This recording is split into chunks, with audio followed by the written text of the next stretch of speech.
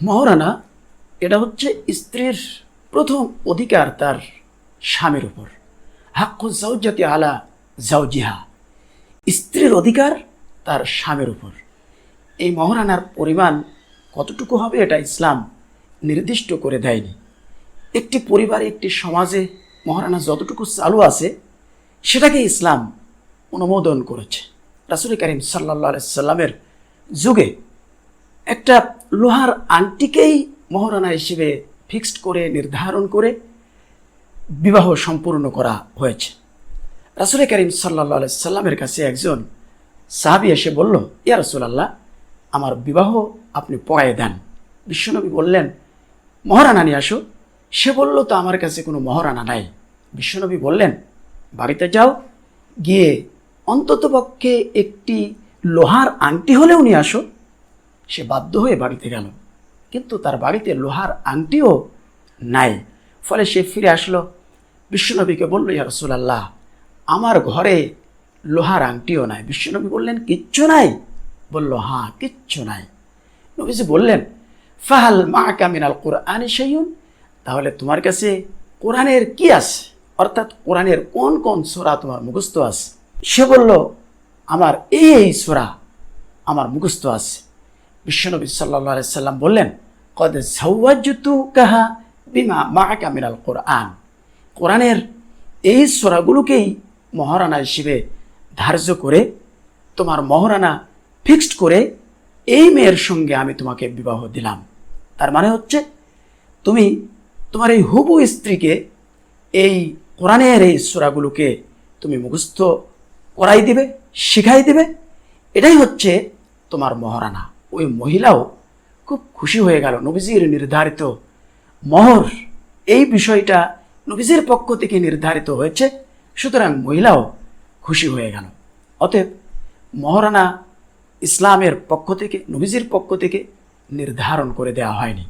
আমাদের দেশে, আমাদের সমাজে মহারানা, মোটা অঙ্কের মহারানা নির্ধারণ করা হয়, 5 লক্ষ, 10 লক্ষ, কিন্তু দেয় মাত্র 1 লক্ষ অথবা 50,000। বাকিটা কি? বাকিটা মাপ। তাও মাপটা আবার কেমন করে? মাপটা হচ্ছে, প্রথমত কথা হচ্ছে, অধিকাংশ মহিলারা তাদের এই মহারানার মতো গুরুত্বপূর্ণ অধিকার, হক, এই অধিকার, এই রাইট সম্পর্কে তারা অনভিজ্ঞ, তারা জানে না। ফলে মাপ দেয়া হলো, অথচ স্বামী স্ত্রীর মাঝে যখন মনোমালিন্যতা সৃষ্টি হলো, দূরত্ব সৃষ্টি হলো, ছাড়াছাড়ির পর্যায়ে চলে গেল, তখন এই স্ত্রী আবার ওই মহারানার দাবি উত্থাপন করে কোর্টে কেস করে। তাহলে এইটা কি মাপ করে দেওয়া হলো, বা এটা কি মাপ হলো?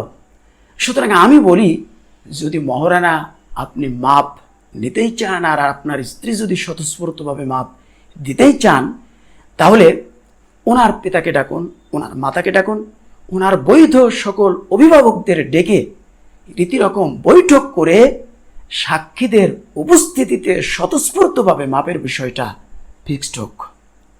এটা যদি করা হয় তাহলেই গা মাপ হলো। কিন্তু আপনি তা না করে আবেগঘন মুহূর্তে আপনি আপনার স্ত্রীকে বললেন, আমাকে মহারানা মাপ করে দাও। সে আবেগঘন মুহূর্তে, আবেগ ভরা হৃদয়ে সে বলল যে, আমার আবার মহারানার কি দরকার, তুমি তো যথেষ্ট, you are sufficient for me, তুমি তো আমার জন্য যথেষ্ট, আমার কোনো মহারানা লাগবে না। না, এইটা হতে পারে না। মহারানা আপনাকে আদায় করতে হবে, কারণ এটা আপনার উপরে ফরজ। আল্লাহ পাক বলছেন, ফাতু হুন্না উজুরা হুন্না ফারিদ। আল্লাহ পাক বলছেন, মহারানা এটা ফরজ রূপে দায়িত্ব হিসেবে তাদেরকে প্রদান করো। সুতরাং এইটা ইচ্ছে হলে আপনি দিলেন, ইচ্ছে হলে আপনি না দিলেন, এটা হতে পারে না। এটা ঐচ্ছিক বিষয় নয়। It is not optional matter, but it is compulsory matter for every husband. এটা সকল স্বামীর জন্য আবশ্যক, ঐচ্ছিক বিষয় নয়। তবে মহারানা বিবাহের অনুষ্ঠানেই পুরা নগদ আদায় করতে হবে, দিয়ে দিতে হবে, এই বাধ্যবাধকতা ইসলাম আরোপ করেনি।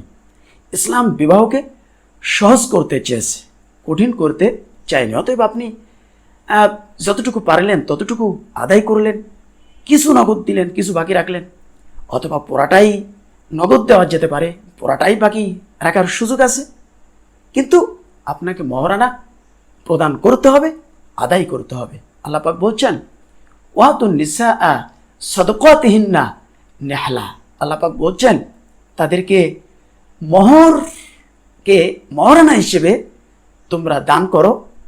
অতএব এই মহারানা যেটা নির্ধারণ হচ্ছে সে মহারানা আপনাকে দিতে হবে। অনেক স্বামী মহারানা নির্ধারণের পর সেটা স্ত্রীর হাতে হ্যান্ডওভার করার পর আবার ছলে বলে কলে কৌশলে এই মহারানা আবার রিটার্ন নিয়ে নেয়। না, এইটা করার সুযোগ নাই। স্ত্রী যদি স্বতঃস্ফূর্তভাবে স্বেচ্ছায় আপনাকে দান করে তাহলেই আপনি গ্রহণ করতে পারবেন, এছাড়া গ্রহণ করার কোনো পথ নাই।